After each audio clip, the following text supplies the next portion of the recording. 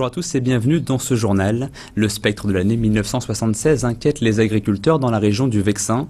La sécheresse est bien là et toujours pas de pluie suffisante en vue. Une absence d'eau qui commence à avoir des conséquences sur les exploitations. Les explications de Christophe Aubry. Sous le soleil, des céréales à perte de vue.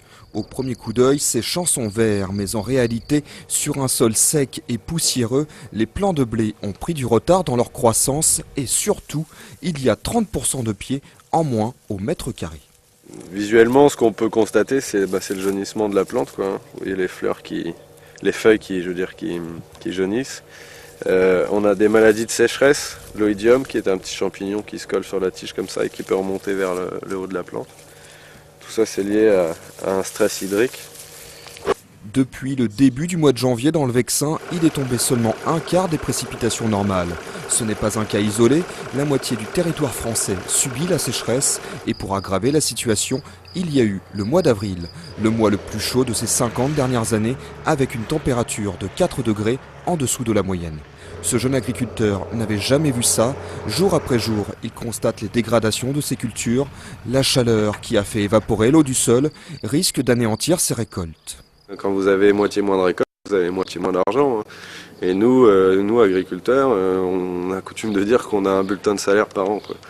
Et ça se joue à la moisson, quoi. C'est-à-dire que toute notre année, tout le revenu de notre année se joue à la moisson. Cet éleveur a encore le souvenir de la grande sécheresse de 1976. Depuis cette date, il prévoit toujours des stocks de maïs pour nourrir ses vaches et cette fois, il en a bien besoin car dans son pré, l'herbe commence à ne plus repousser. Le manque d'eau l'oblige à puiser dans ses réserves. Si je ne le récoltais pas pour mes vaches, je l'aurais récolté en grains et vendu à la coopérative au mois de novembre 2010. Autre problème, les premières récoltes de fourrage ont commencé 3 semaines en avance. Résultat, déjà 30 à 50% de manque, la paille devient une denrée rare. On va récolter toutes nos surfaces, mon collègue et moi, mais on en récolte aussi chez ce voisin. Mais peut-être ça ne sera pas suffisant vu la hauteur des blés aujourd'hui, qui font à peine 40 cm. Donc notre système de logement d'animaux est sur paille litière accumulée. Donc pour des vaches laitières, si on ne peut pas amener de la paille propre tous les jours en quantité suffisante, on aura des problèmes de qualité du lait. Selon Météo France, en mai, juin et juillet, les températures devraient être plus élevées, mais pour la pluie, c'est l'inconnu. Il est en effet impossible de faire des prévisions à si long terme. Coup de filet dans le milieu islamiste ce matin à Garges-les-Gonesse. Une opération de police a entraîné l'interpellation de 7 membres présumés de milieux islamistes en Île-de-France.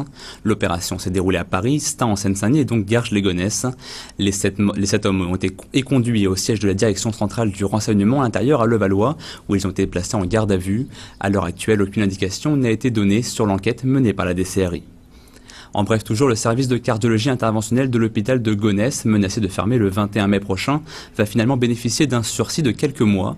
C'est le directeur de l'agence régionale de santé, Claude Evin, qui l'a fait savoir au maire socialiste Jean-Pierre Blasi. L'annonce du maintien de cette activité devrait être officielle jeudi prochain. Le secrétaire d'État à la justice Jean-Marie Bockel était ce matin à Soisy-sous-Montmorency. Il est venu écouter les acteurs de la prévention et de la sécurité. Doté d'un système de caméras de vidéosurveillance de haute performance, la CAVAM est également un bon élève en matière de prévention. Alors la caméra dans la ville est-elle un bon outil pour prévenir la délinquance juvénile? Élément de réponse, Brice Martinelli. Politique de sécurité et de prévention vont de pair. C'est le message de l'ex-secrétaire d'État à la justice. Missionné par le chef du gouvernement sur la prévention de la délinquance, Jean-Marie Bockel a souligné l'importance de la caméra comme outil de prévention. Ce n'est pas l'alpha et l'oméga. La vidéoprotection se situe à mi-chemin entre la dissuasion, la prévention, bien sûr la répression. C'est un moyen technologique utile qui trouve sa pleine efficacité lorsqu'il est articulé avec toutes les autres politiques de sécurité et de prévention. Un partenariat et une coopération entre la police, la justice, les associations ou même l'école.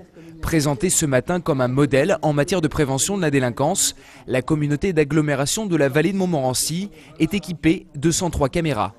À partir du moment où une personne sait qu'elle va être vue, elle se retient un peu, elle réfléchit. Et réfléchir avant d'agir, c'est contribuer à ce que celui qui agit réfléchisse un petit peu avant d'agir. Je crois que cela s'inscrit complètement dans la prévention. En 2010, plus de 60% du fonds interministériel pour la prévention de la délinquance ont été consacrés au développement de la vidéosurveillance, soit 30 millions d'euros sur une enveloppe globale de 49 millions. Pour finir, un mot de politique avec ce duel sur fond de rivalité qui s'annonce. Le conseiller régional PS, Ali Soumaré, a décidé de briguer l'investiture socialiste aux législatives de 2012 dans la circonscription de Sarcelles. Il devra faire face au successeur de Dominique Strauss-Kahn à l'Assemblée nationale, François Pupponi. La relation entre les deux hommes s'est tendue l'été dernier après le licenciement d'Ali Soumaré, alors collaborateur du maire de Sarcelles. Voilà, ce journal se termine. Merci de l'avoir suivi. L'info continue sur vonews.fr. À demain.